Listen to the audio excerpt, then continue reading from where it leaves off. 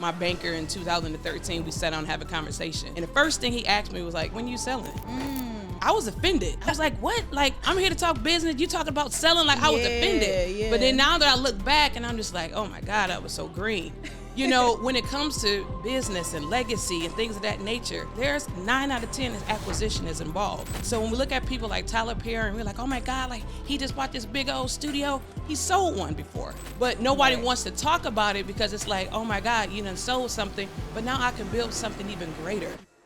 Hi everybody, this is Courtney. That's one of the YouTube videos that started it all. Courtney Adeleye. Courtney Adeleye, founder and CEO of the Main Choice in Foolproof Body. A hair care line born out of Courtney Adelaye's desire to grow her hair. Her products are in more than 20,000 stores across the country, and Main Choice was featured as one of the best beauty products by O Magazine. The more you infuse yourself into your brand, the less that they can copy it. The dreamers are the ones who actually change the world. I didn't know anything about direct sales, like nothing. Wow. But what I did know is I know how to start a business from the ground up.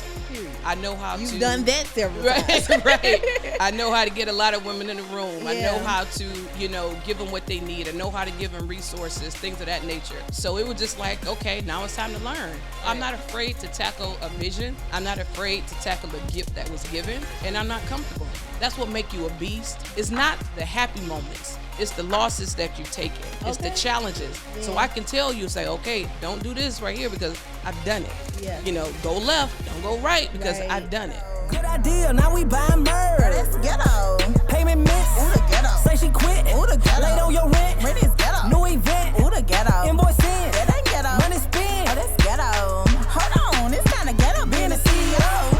Welcome back to another episode of the Ghetto CEO Podcast, where we talk about all things being a CEO, y'all, because being a CEO is so ghetto and nobody talks about these stories. But I found CEOs that's willing to tell their stories, to tell the truth behind all the glitz and glams. Even though we love being a CEO, there's some hardships and some tears that we cry at night. And so I bring you CEOs to the couch so that you guys can hear their stories. But listen, if you are loving the podcast, make sure you like, comment, and subscribe. And please leave a review because that's the only way I know I'm doing a good job, okay? But today, we are not just bringing any CEO to the couch. We are bringing the ultimate CEO to the couch. Miss Courtney, hello. Hey, girl. Hey, girl. Listen, we matching in our pink. Well, if they don't know who you are, tell them who you are. Hello, my name is Courtney Adeleye. I'm the founder and CEO of Obley. I'm also the founder and creator of a hair care brand called The Main Choice. Yes, The Main Choice. I know people have seen this brand all over the world, but talk to us about that journey. I know you have exited that business at this point, but how did you get to the point where it's like... So, kinda, a little bit. Like, talk to us about that though. How did you get to the point where it's like, okay, I'm gonna kind of step out just a little bit? Yeah, I think, when I actually decided to, appear to be taking a step back, it really was me trying to see what was my company evaluated as. Like, was it worth something? Because at the end of the day, you could build something great, but if it's not of value, it's not. Right. Okay. So I really wasn't trying to sell it at the time. Okay. But going through the process, and they're like, this is what it's worth. I'm like, deuces, Facts. So I really wasn't. But at Yeah. the same time, I'm a person, I love to create things. I don't like to be boxed in. And I think I created so much. Like, we were down so many aisles and we had so many, shelving. And I'm like, what's next? Yeah. So for me to even have stuck with it that long, like people who know me personally, is like, yikes. You know what I Yes. mean? So, I wanted to be able to expand. My background is science. Okay. And I think I have a lot more to give just to be niche in a certain area. So I will continue with hair care, but it's a lot more to it. Yes, and I love that, right? I think a lot of times in the Black community, especially as Black founders, it's kind of looked down upon to sell, right? How did that journey go for you? Was it like okay, y'all supporting me because y'all love me, or it was like, Courtney, are you leaving us? In the words of DJ Khaled, it breaks my heart.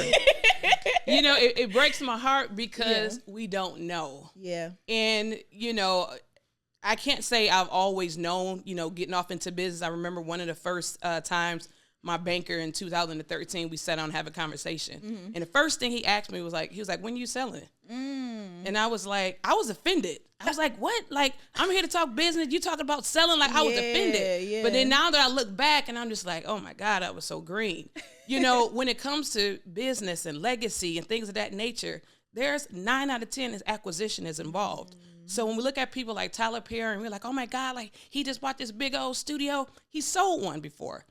But nobody wants to talk about it because it's like, oh my God, you done sold something, but now I can build something even greater. Right. You know what I mean? So the mission hasn't changed. Just my ability and my reach has changed. Yeah. And now I have the ability to impact even more lives. What's up, y'all? It's your girl, Marketing by Murray. And Albert the CPA or Albert C. Hurston Jr. yes, we are here with the right choice. Okay. Now, Albert, tell them why they got to make the right choice. So if you are a coach, consultant, or other professional service provider who's looking to maximize your profit while saving a lot in taxes in a one-stop shop solution, I'm talking bookkeeping, accounting, CFO services, tax strategy. I know you don't want to pay taxes and tax preparation all in one place. Yes. We the right choice for you. Listen, I know entrepreneurs, y'all ain't got no money, but the reason why y'all ain't got no money is because you ain't got the right choice to help you keep the money, okay? Now listen, I know, you know what I mean? Y'all come to the Mob University to get marketing, sales, and all of that, but if I'm gonna help you make the money, I need you to make the right choice to help you keep the money, okay? Facts. Now listen,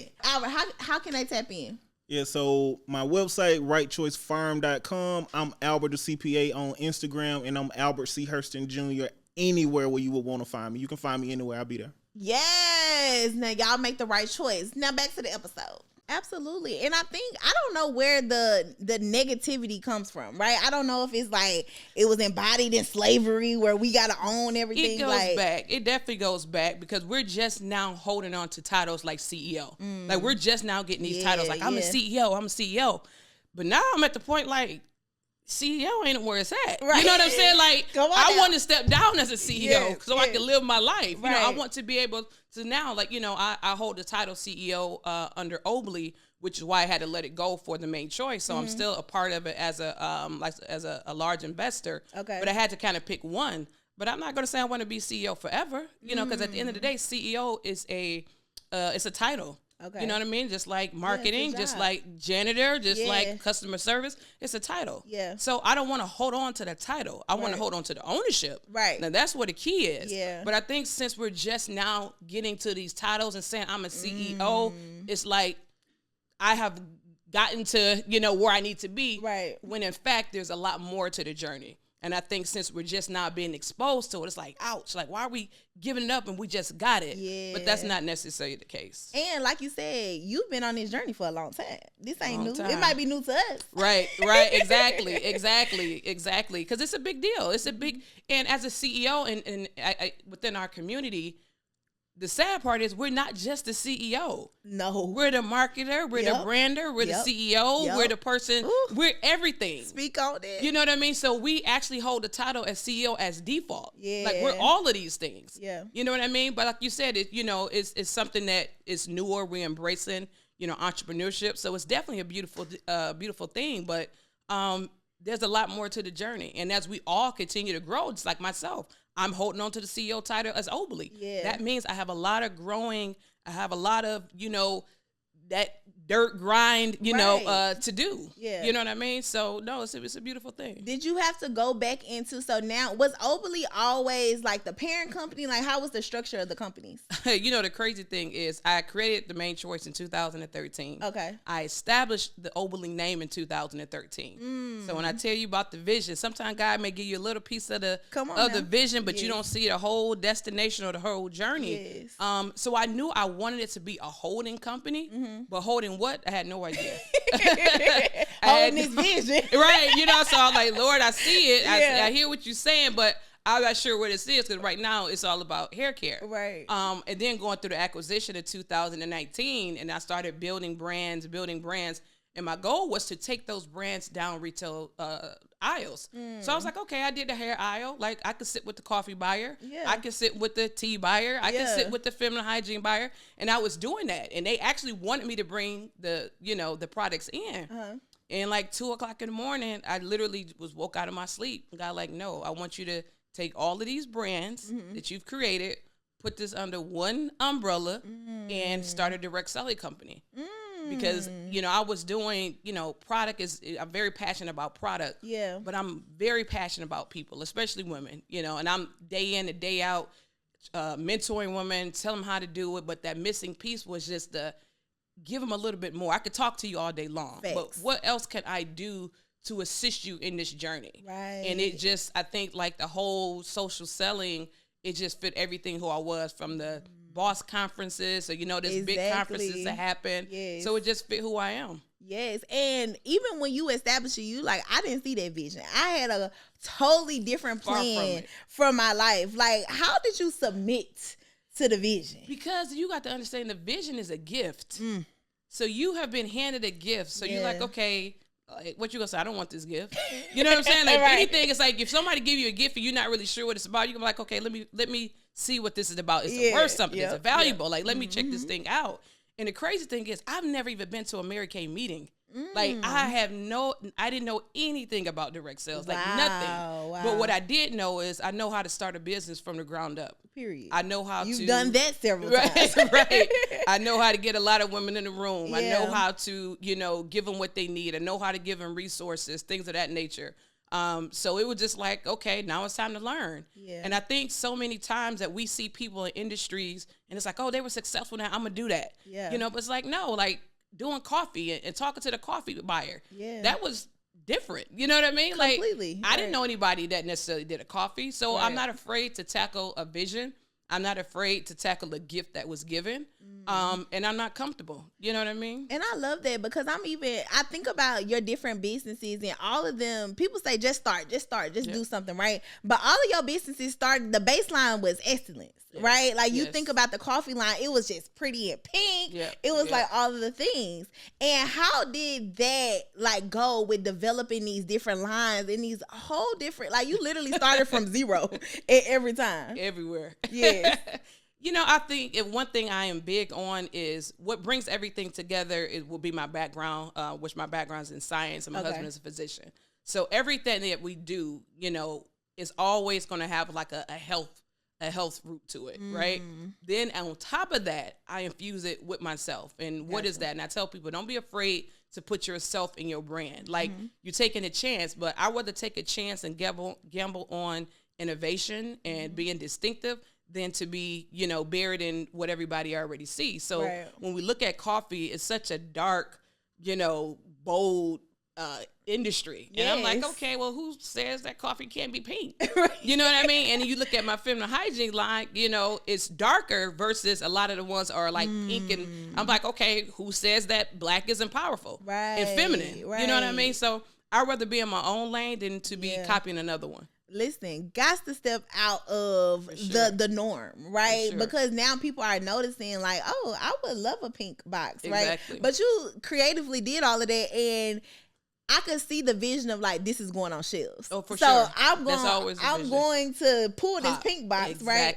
So now the vision has completely changed. Talk to us a little bit about what you guys do in the direct selling space. Yeah, so now, you know, before it was, you know, me and Walmart, me and Target, me and CVS. So it wasn't that many people involved at the end of the day. You know, I make the decision and that's it. But now I feel like I have so many babies out there. You know what I mean? They're like my babies. When I look at, you know, all of our, which we call them business associates, a lot of people call them independent distributors. But independent sounds so separated from me. Absolutely. You know what I mean? So I want them to embrace Oberly as their company. This is your company. It's almost like a, you know, virtual franchise. This is your company. How do you want to run it? You don't have to brand it or run it just the way I do. I'm going to give you all the tools that you need, all the amazing photography that we do. They literally have an app that they can run their entire business from their phone. They see the sales. We ship the product. I don't need you coming in buying $1,000 worth of product and you don't know what to do with it. So the motto is not to put you in a hole. It's to show you how to actually get it. Because I do feel as, especially African-American community, we're late to the party in direct sale. Come on. This is the main choice is a multi-million-dollar business. Yeah. This is a multi-billion-dollar industry. Period. So we need to tap into it. Got to. And I think even in the space of direct selling, sometimes it could be taboo a little bit, right? Because I love that you said, I want you to feel like this is your own. Yes. Because if you think about other companies and other counterparts, they don't make you feel like that. It's you got to do this and bring this many people in to get here. But I just, even I know Candace Holyfield and the way that she spoke about being a part of the company, she was like, no, I've been in this space for a long time and nobody has ever treated me like this. She got me at the Beyonce concert. So you are doing it different, right? You out here shaking the streets up, okay? Yes, and I love it. I love it. Yeah, because my thing is, I can't get into something and do it the same way. You know what I mean? I always consider, like, what is the white space in the industry? So when I look at direct selling and I look at the legacy companies out there, you know, you have people selling a product and it's almost like a sympathy buy. Like, just buy this product from me. Right. You know what I mean? So we can get on with this. Right. But I wanted to create a company where people are coming to the products. Yeah. Like, the market is seated. I've been selling the products for years. Yeah. People want it. Now I'm going to let you guys sell it. So you don't have to have those sympathy buys. You just need to be educated with what you're talking about. Yep. You know, we have like a pain cream that literally takes away pains in seconds. Wow. So again, we don't have to do much selling. Right. You know what I mean? Let me just show you a little bit. Yeah, so let me show you how to brand yourself. Let me show you how to approach people. Let me show you how to. So yes, we want to shake it up. You know, we just dropped the Benz program. We seen the pink caddies. Listen. You know, so I want to shake it up. I love that. And I even see, like, we also had Dr. Tracy on the couch. She had a direct selling business, Tracy Lynn Jury. And she talked about just how to build community within this. But I always, like, I see her, I see you, and I see the light. It's just something special you got. Like, how were you able to, like, develop those skills to build community? Because it didn't start here. It didn't start at the main choice. You probably was the kid at school gathering everybody. Exactly. I always say, if you build a community, the community is going to build your business. The community is going to build whatever project it is that you're working on. Yeah. And when you do it in an authentic way, it just go hand in hand. Yeah. So even before the main choice, like, I was literally out there on YouTube at the time, 2-3 o'clock in the morning, answering questions about hair. How do you grow your hair? And this is well before I had a hair care brand. Yeah. But I was passionate about making people happy, solving their problem. And this built a community. Like, you could hit me up at any time. Courtney, I got split ends. What do I do? All right, girl, that's what you do. Take this, mix a little bit of this, a little bit of that. And, you know, you develop a community. So everything that I touch actually becomes a community. When I created Cool Coffee Click, they called themselves Spoon Squad. Yeah. When I did the boss conference, they the bosses. Yeah. You know, so everything I do, it seems like it turns out to be a community. Right. And like, now I'm able to, like, bridge that gap and just create Oberly, and everything kind of falls within. And it started from the beginning, right? This is a skill you've always had. So are there any tangible things that you do to make people feel like they're a part of this community? I think the main thing is always take a step back and say, what do you expect? And I think it's something that's so small, but it has definitely got me to where I am today. Yeah. And that's in customer service. Like, I do so many master classes, and I'm like, I ask the people, I'm like, but when do you ship? Well, I ship once a week. And I'm like, why? Like, the person ordered on Monday. How come you can't go to the post office Monday evening and drop it? You know what I mean? Yeah. So I always put myself in the customer's shoes. Thanks. I'm going to put myself in any shoes. I don't care if I'm a follower, if I'm a customer. Yeah. What do you expect? Yeah. And then for you to give anything less, how do you think this thing is going to line? Exactly.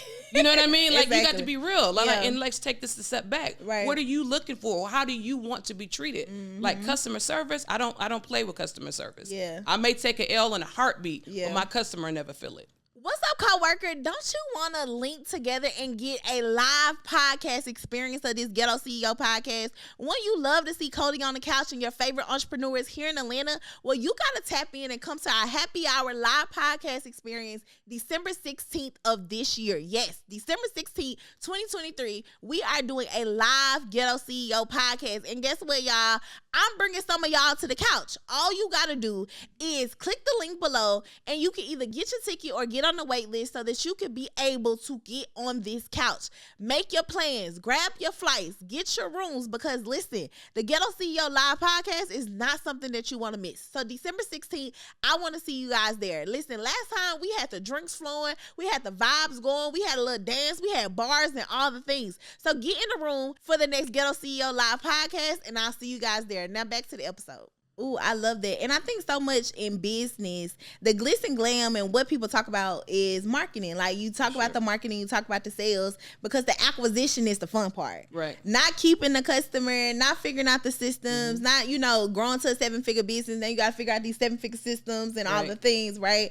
Like, that part isn't fun, but like you said, it's important for the journey. For sure. I mean, that's the part that people don't see. They see when we got time to get dressed and, finally get a chance to breathe and come out. But, the real work is what you don't see. Yeah. You know what I mean? And it's not so fun. But guess what? The stuff that's least fun is what drives your business. That's what scale means. The things that people can't see, that's when I'm scaling my business. Yeah. So I love that. And so I know this all sounds great, y'all. This sounds like, oh, she just over here living the blessed life. The business is popping out. Okay, she got a man that loves her, all the things. But I know it was some ghetto stuff happening. Always. It continue to be.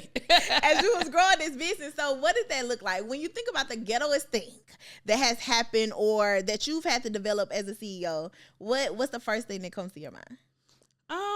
I just think it's probably taking all the risk. You know what I mean? Like, a lot of people, sit back, whether it be followers, friends, family, and they don't get a chance to see what actually happened. Like, on a weekend, people get to go home and they get to chill. Yeah. I'm locked in a 4-wall chamber even to this day. Yeah. I'm on social media to this day. Yeah. May having to respond. And you're like, Courtney, you built $100 million company and you out there, I may have to. Yeah. You know what I mean? Because at the end of the day, I think a lot of people think that there's either this miracle person that comes or I hear, I want to get into start my own business so I don't have to work.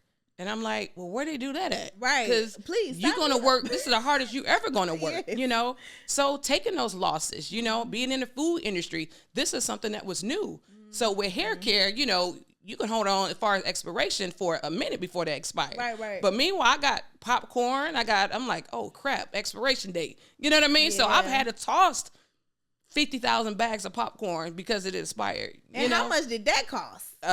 Times it by how much those bags cost, Jesus. Many. Because people don't talk about the L's. They don't talk about like, oh yeah, I just had to throw away $700,000 in inventory and I had to smile about it. It happens. I can, hire a person, and if they're not a good fit, if I got them through an agency, that's a $30,000 loss. Yes. Am I going to not make this move because I spent this? So it's so many things that, we consider quote unquote, waste.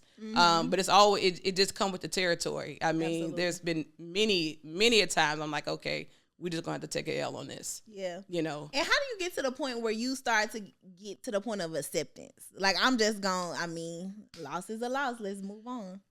I think that has always been my mentality, just period, in life.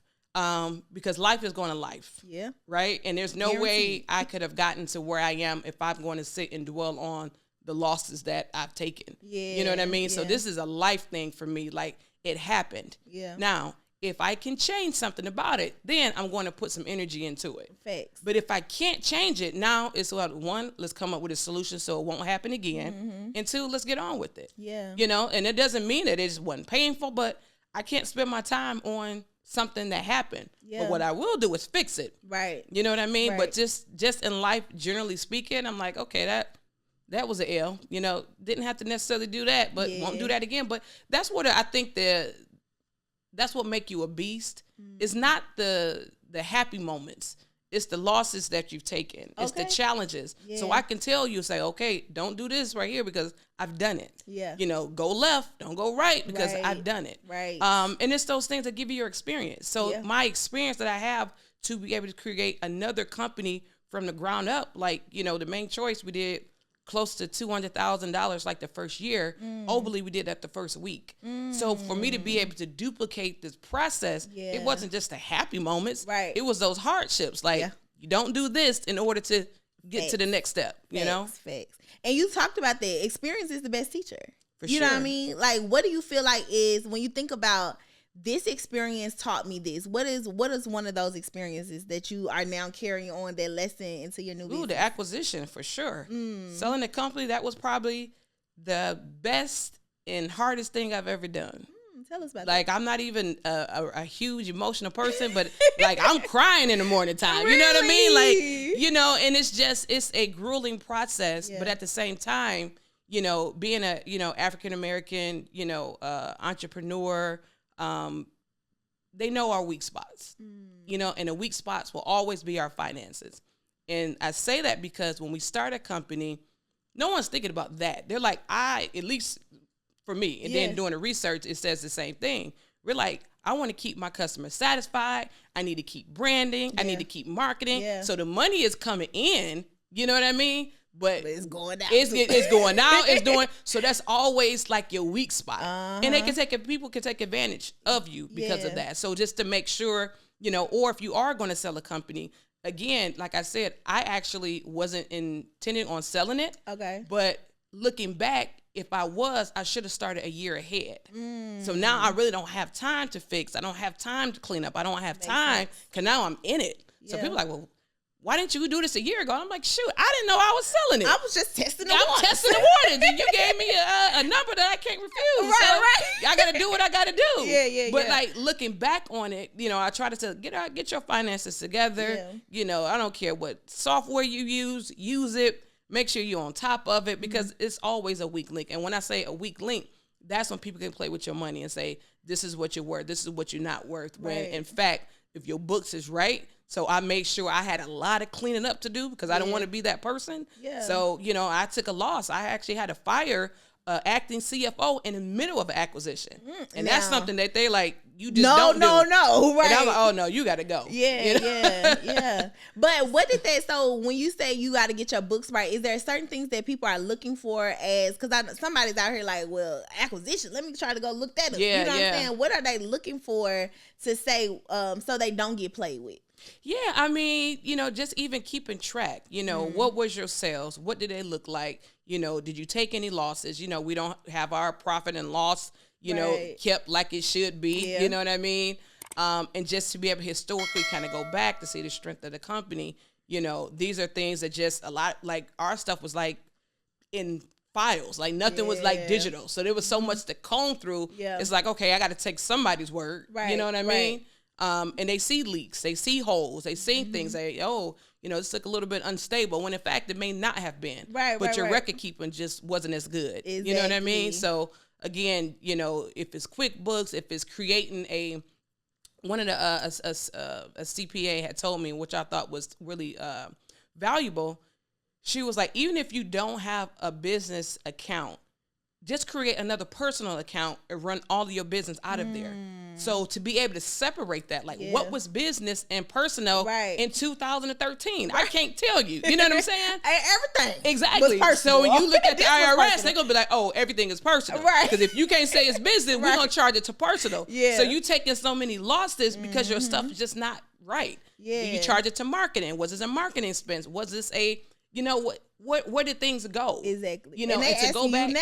And you exactly. And how do you go back and justify it? Like, what was that? Like, I did make that purchase, but you don't got a receipt. It's personal. I'm like, that's for sure it was a business expense. I was not at Staples for fun. You're not, exactly. I'm looking at this up like, for sure. I'm not even in Walmart like this. But, you know, you start a company, you in Walmart, we doing, you know, trade shows. We getting all kind of stuff to make it look pretty. I'm like, this wasn't personal. But again, you know, you got to keep your stuff together. And that's so good because I literally remember, because I would hear all the time, get you a CPA, get you somebody to go through your books. Cool. But when the money get low, oh, y'all, that $3,000, that for, I could keep my own. I could catch up another time, right? But that, as soon as you need more money and you trying to go get a loan and your books not together, you can forget it. But you know, the crazy thing is I was able to take the $500, turn it to $100 million in sales with no line of credit, you know, no credit card, no loan.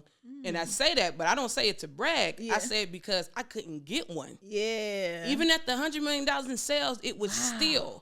So, you know, when it comes to business, you know, it's easier to get $100,000 student loan than it is a $5,000 Come business on loan. now. You know what I'm saying? So With $100 million business. Exactly. And they're still like, can you afford to pay this back? Like what? You know what I mean? Exactly. Right. But your stuff, your books got to be right. So even day one, you know, I thank God when I look at going through the acquisition, I made sure that I kept like my trademark. I made sure that I kept like all of those things like up to the insurance stuff that we're like, do I need insurance? And for me, it was like, just get the stuff. If you know it, just get it.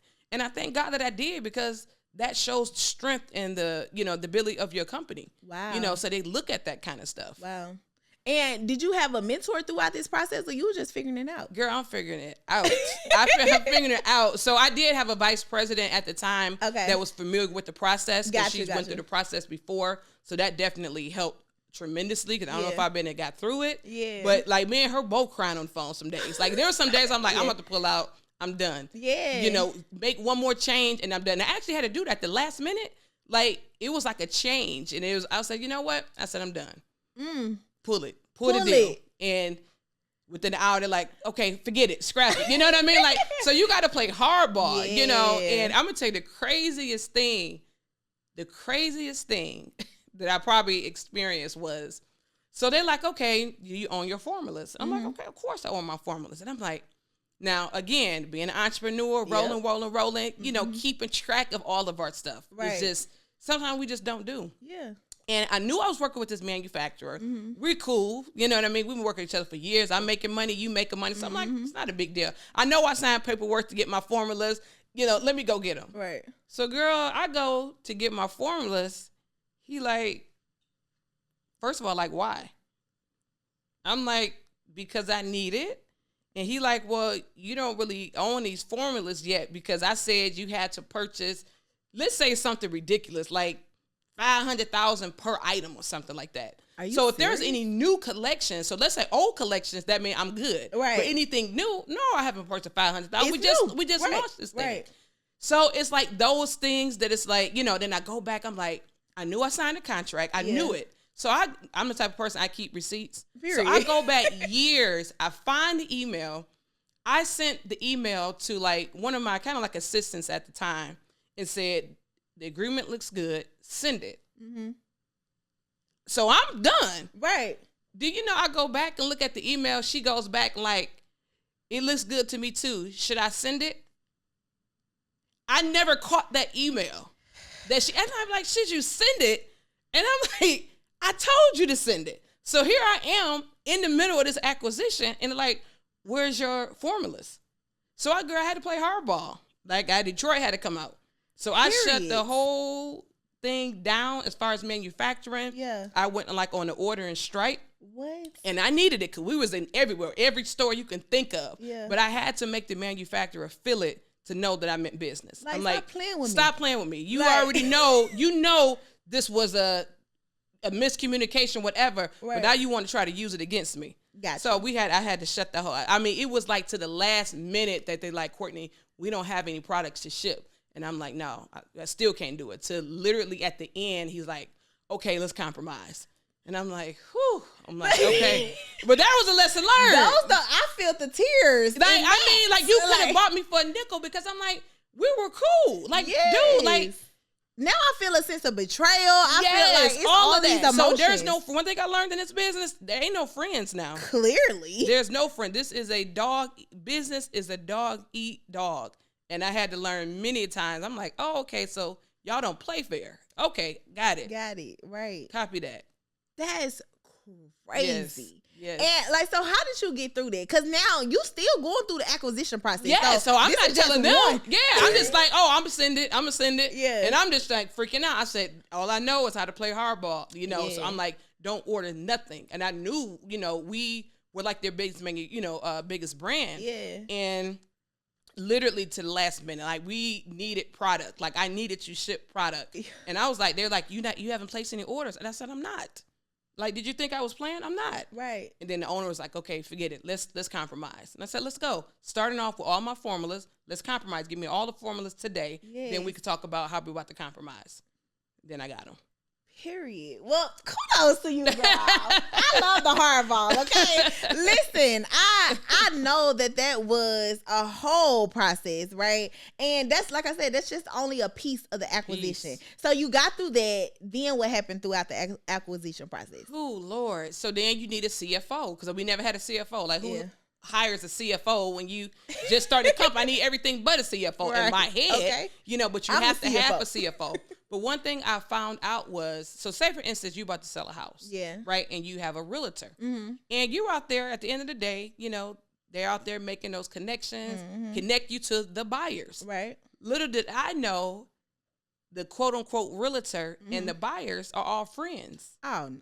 So, you're vulnerable. You're telling them all your ups and downs and all of this. Meanwhile, they're in cahoots.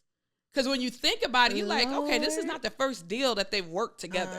You know what I mean? So it didn't take me long. Again, my instincts kicked. So I used it to my benefit. Yeah. So I said, oh, you're going, because somebody on the other team had said something that I knew I only told the people that was working my deal. That's how you get them every time. So I said, oh, y'all friends, because I did catch that you knew his name when he walked in. I said, got it. So at this point now, whatever I want the potential buyers to know, I'm just gonna feed it to you then, whatever that may be, right? So you gotta be. Again, it's a dog eat dog world. We've been on shelves, and I remember someone sent the picture. It was like, why every time I go into the store, your vitamins are covered up by advertising, and I'm like, okay, maybe it's incidental. Maybe it just happened, and another person said it. Then that's okay. Let me go into the store myself and see. And there's an advertising over it. So I went to my VP, who's been in the industry for a while. Yeah. I said, is this a coincidence, or is somebody trying to sabotage me? Oh, she said, oh, for sure. They're trying to sabotage you. She said, and it's not a small brand. She said, because only big brands can afford to do that, can afford to have people come in and cover your top product up. So when I say it's like a dog-eat-dog world out here, then I'm like, listen, I'm just trying to sell hair products. That's it. I'm like, just what are we doing here? Help the scalp. Exactly. And that's it. Yeah. So to learn stuff like this, I'm like, people are doing this? And she's like, girl, they've been doing this for years. Like, they're trying to put you out of business. That is crazy. And listen, I resonate with this so well, because it's just like, honestly, I got into this business just to help people. Yeah. And you got to go through all these things, all these hurdles, all of this. You mad at me because of it. Like, it's just wild. It is. So when you get into something and we're just passionate about it, and we just so happen to start making money from it, it's like, nah. They're like, no, it don't work that way. Right. Like, you gotta step it up. You gotta, like you said, you gotta listen. I remember the guy asked me like 10 different ways, how did I come up with my products? Literally, like the people who was helping me sell the company. He asked me 10 different times till I just had to stop. And I'm like, do people like steal ideas? Because you asked me 10 times. How do you do? And I'm telling you, I love to research. My background is in science. Yeah. And he's like, so to get the names that you have, like, he said, I'm sure there's like a little place in another country that you've seen it, then you tweaked it and changed it. And I'm like, sir, no. Is this how y'all do business? Right, know what I mean? So it's a different world. It really is. It is a different world. So literally going through this acquisition process, I know a lot of people don't talk about the grief after you sell the business. Did you feel some type of like, I know you was like happy when the check came, but like, did you feel some type of like, dang, my baby gone? No, I didn't feel it that way. What I felt was for probably about, I would say like 2 weeks, maybe, to be honest. I would say like 2 weeks. I felt well, dang, who am I? Like, you know what I'm saying? Like, who am I today? Yeah. If that makes sense. So it's like, okay, Courtney, the former owner of the Main Choice. And I'm like, okay, where does that lead me now? So I didn't really feel the grief because I'm not into, if I thought it was a bad move, I wouldn't have done it. Yeah. So it's definitely, it wasn't that. But I definitely, was like, well, shoot, what am I doing? Like, who am I? Like, how do I even introduce myself? You know what I mean? I'm like, the founder is great, but they don't feel as good. I need to open me another business. No, that's facts, because I think about when like parents or moms' kids go to school. Yes. Like now your kid is out there just flourishing without you, and you like, exactly. What am I supposed to be doing? Exactly. Yeah, I felt that, and it's funny because when it happened, you know, you got two people. You got, you know, and I always say there's only one question you should be asking me. People like, and it's not the why did you sell? It should be how did you sell? Period. And the ones who knew. Like the phone started ringing. Okay, girl, what did you do? Right. You know what I mean? Right. But yeah, like I said, it come with the territory, which is why I'm very passionate during COVID. Like for like a year straight, I would get up in the morning on live and answer any question an entrepreneur had or a potential entrepreneur had, because I feel like we don't come close to that. Yeah. Who have I known and sold a company for this amount that I can touch and ask questions to? So I'm like, I'm just gonna put myself out there. Like, you got a question, like, let's do it. Yeah. You know, and I was very passionate about that because I wasn't mad that people were mad. It just showed me that I had more work to do on educating in the community.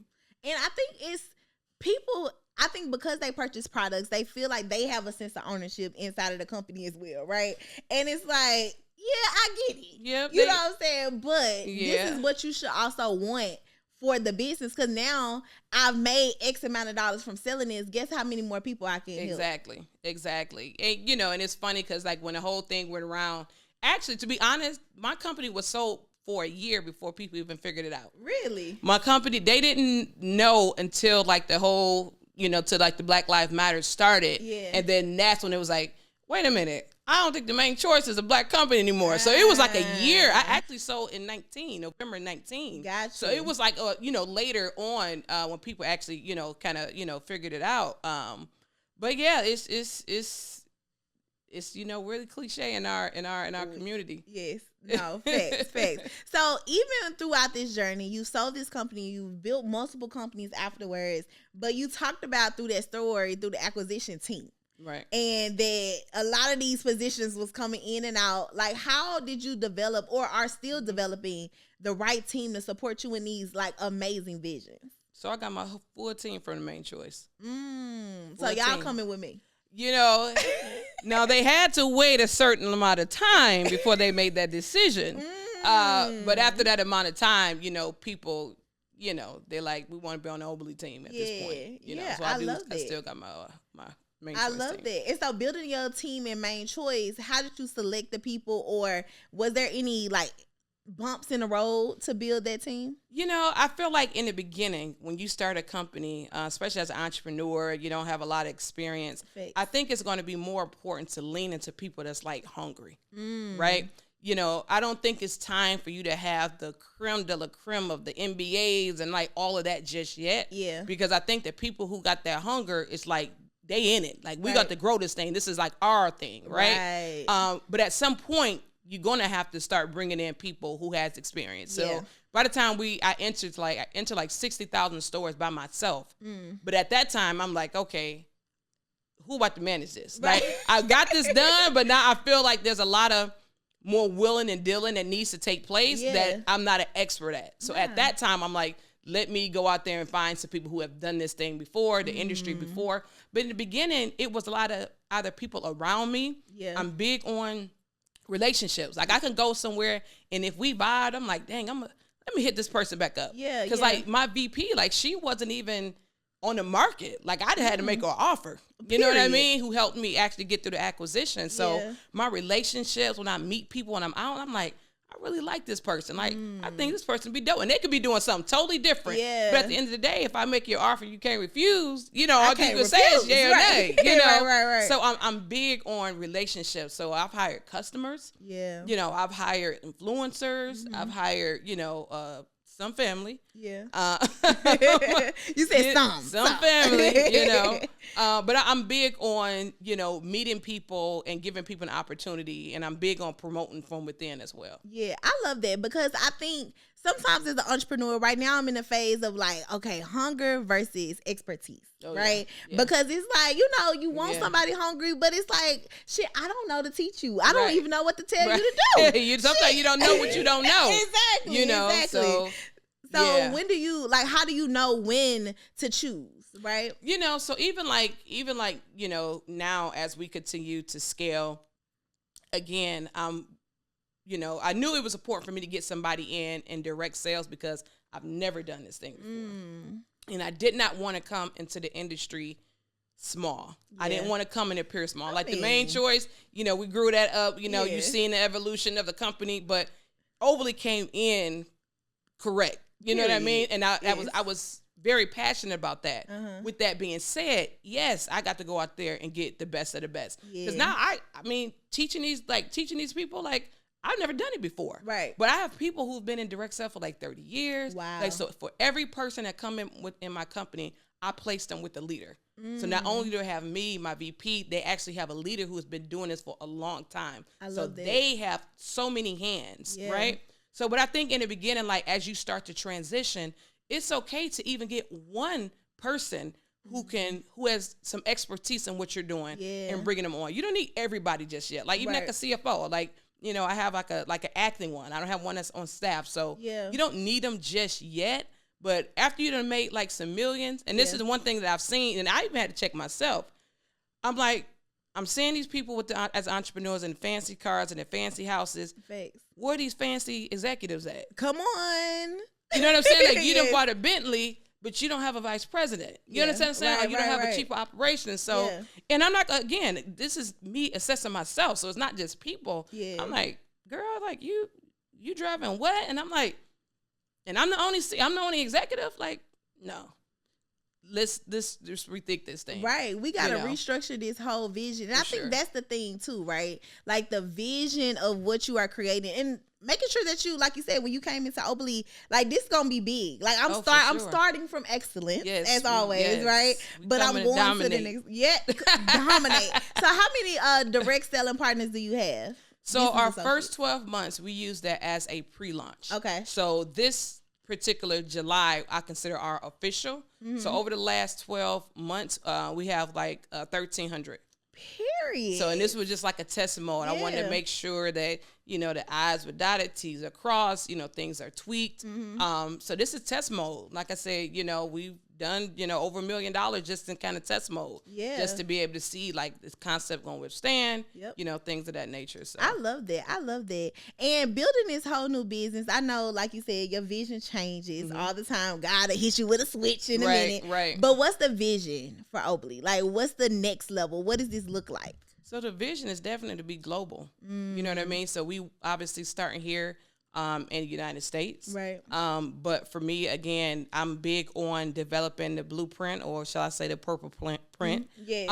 And once you have that, you can duplicate. Yeah. So to launch in the United States, I don't want to duplicate errors. You know what I mean? I want to be able to fix anything. Again, this is why we've been in test mode. But the power of social media, your presence is everywhere. Absolutely. So people are like, oh, Courtney, I'm in Jamaica. Courtney, I'm in, in Nigeria. I want to sell the product. So to definitely be a global brand, because when you look at the Mary Kays and Avons, and we don't even hear about the name. No. They're still doing billions a year? That's crazy. Billions. Wow. So the future of Oberly is to bring something fresh into the industry. Forget the cliche, forget, the meetings, and I'm tired of people asking me, people are joining Oberly. The money is almost secondary. Yeah. They're here for the culture. They're here for the networking. They're here for the being around like-minded individuals. They're here for we doing trips. We meeting 50 Cent. We you know what I mean? So I want to bring something fresh into the industry. Because at the end of the day, coming out of the pandemic, and this is kind of where Oberly was birthed, there were two things that I noticed. One, health was at risk. And then two, opportunity. People lost their jobs. Yeah. And those are the two things that Oberly leans into, giving you extra funds. Right. You know what I mean? How much extra depends on how much you want to do. Right. Some, this is their main thing. Some, this is their side hustle. Some, this is their hair money. Right. So it just really depends what you want to do. But at the same time, we do have products, health and wellness products, from feminine hygiene, educating, the community, to say something like pads, female pads, that we sell. So I'm not just making another product just to make it. Right. But traditional pads are causing cancer. Yeah. That we didn't know until just now. Right. So when we have products under there, it's not just another product. Right. We're making the ordinary extraordinary. Right. I love that. And I think it gives, like you said, everybody, even the everyday woman, the opportunity to have a taste of entrepreneurship. The playing fields are level. Yes. And that's the number one thing I like about this industry. Yes. The playing field, what does that mean? You don't have to have an education. Nope. You don't have to have a background in selling. Nope. You don't have to be famous on social media. One of the people who has sold the most products in our company has never done this before. Wow. This was their first time. Wow. I love that. Well, Courtney, this was amazing. My last question is, thinking about this journey, and I know this week, you probably went through some stuff this week, last week, all the things, right? What is one thing, if you could be like, I need to vent. What is that one thing that you would like to vent about that happened in the last week? Oh, in the last week, I would say we got hit with a lawsuit. And it's not even for something that we did. It's for something that we can't produce. Like some paperwork that can't be produced. Yeah. You know what I mean? So, California has their laws. And this is one of my daughter's brands, actually. So the bowls. So they make sure that there's no chemicals and things like that. And there's not. But trying to get the paperwork from the manufacturers, and time-wise, I didn't even catch it. They was like, we sent you these papers a year ago. And I'm like, in my team, like, I don't remember seeing this. Yeah. Now, I know for sure the chemical is not in there. Right. But if I can't produce the paperwork, then now I got to retain this attorney. Yeah. Now I got to fight this retailer when, in fact, it don't even exist. Right. And I'm talking to the manufacturer, like, can you give me the paperwork? They're like, yeah, once you place another order. And I'm like, okay, but I'm about to place another order. Place the order first. No. You know what I'm saying? So it's just, and I'm up against the clock. So since it's been a year, I had to respond, I think, yesterday. Yeah. So I have no choice but to fight this in court over something that's not even there. And so when you say it's ghetto. It's ghetto. It's ghetto. It's ghetto. You don't have to, as the CEO, you don't have the opportunity not to respond. Exactly. They like, okay, we going to court. Yeah. And I'm like, we don't even have it in there. Okay, well, give me the paperwork. Yeah. And I'm like, let me try to get it. And when in fact, it's just, again, it comes. So when we talk about those L that we've taken, it's so many instances like this. So many.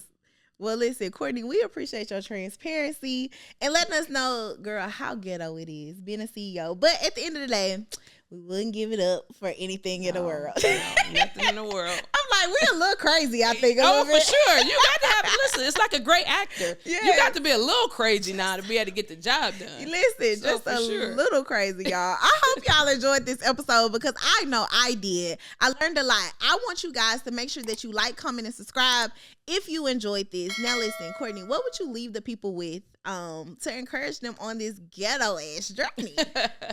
I would definitely say, don't look at your obstacles as an option to quit. Look at the obstacles as something that you need to figure out because that's just going to be life. If you run away from your obstacles, you're just going to be in a room and you can't be stuck in a room because you're going to deteriorate. Period. So that's not an option. So when you see these obstacles come, find out a way to overcome it. You know what I mean? Understand that this is just going to give you the experience that you're going to need for your future. So don't make a decision and say entrepreneurship is not for me. The main choice was my third company. And if I gave up after the first company didn't work, the second company didn't work, I would have never turned that company to $100 million. Period. I love it, y'all. Listen, make sure y'all leave a review. Tell us in the comments how you enjoyed this episode. And I will see you guys on the next episode of the Ghetto CEO Podcast. Who the ghetto? Invoice in. That ain't ghetto. Money spin. Oh, that's ghetto. Hold on. It's kind of ghetto being a CEO.